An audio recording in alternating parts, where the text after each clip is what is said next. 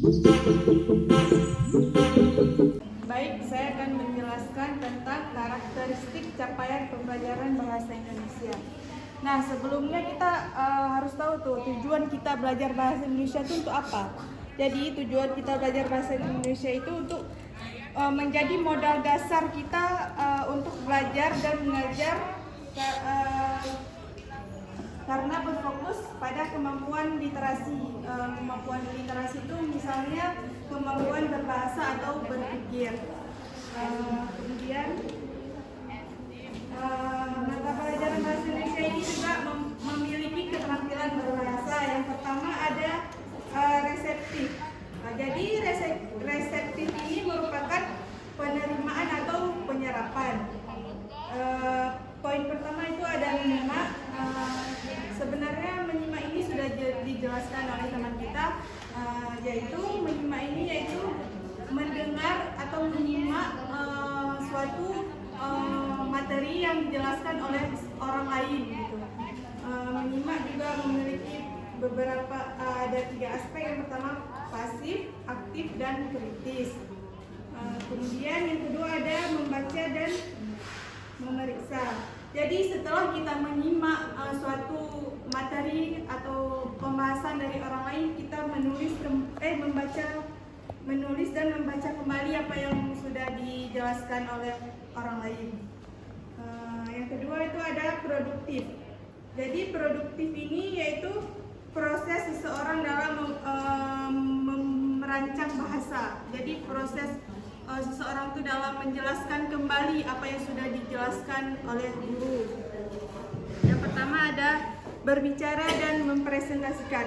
Nah, setelah kita mendengar, kita mengulang kembali, kita menjelaskan kembali dalam bentuk presentasi gitu.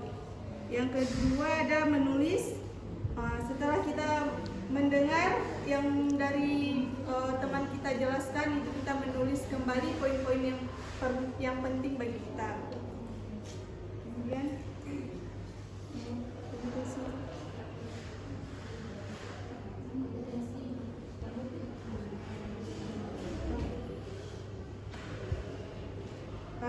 kemudian ada kompetensi berbahasa. Nah, kompetensi tersebut ada 3. Yang pertama bahasa. Bahasa itu maksudnya kita mengembangkan kompetensi kebahasaan. Yang kedua sastra. Sastra yaitu kemampuan kita memahami, menanggapi, menganalisis, dan menciptakan karya sastra yang baru. Kemudian ada berpikir. Berpikir kita harus kritis, kreatif, dan imajinatif.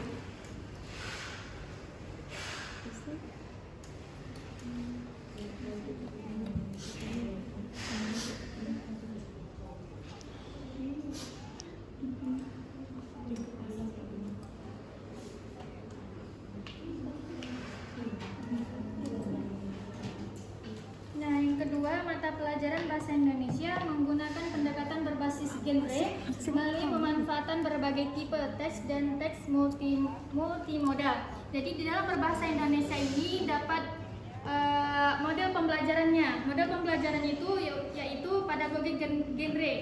Dalam pedagogi genre ini, model pembelajaran itu terbagi menjadi 4. Yang pertama itu adalah menjelaskan untuk membangun konteks, explaining, building the konteks.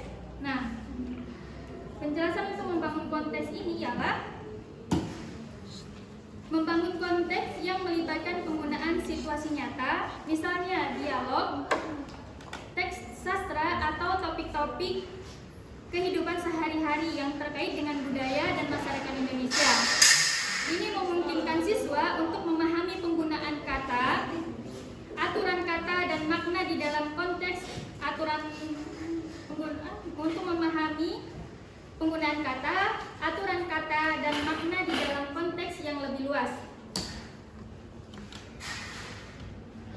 Dan yang kedua, pemodelan. Pemodelan di sini adalah melibatkan struktur kalimat, penggunaan kata, aturan kata bahasa. Dan model ini dapat melibatkan situasi kognitif yang mendukung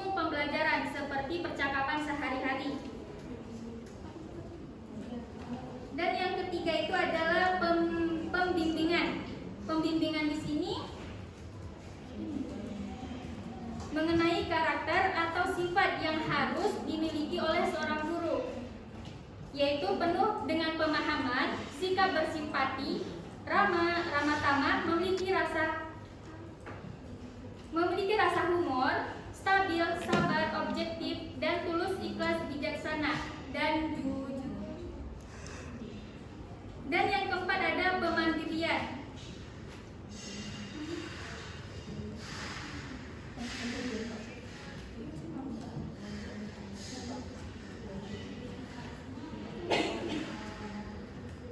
Dan yang ketiga, mapel bahasa Indonesia dibelajarkan untuk meningkatkan kecakapan hidup peserta didik dalam mengelola diri dan lingkungan, dan kesadaran dan kepedulian peserta didik terhadap lingkungan alam, sosial, dan budaya. Sekian dari kami, terima kasih.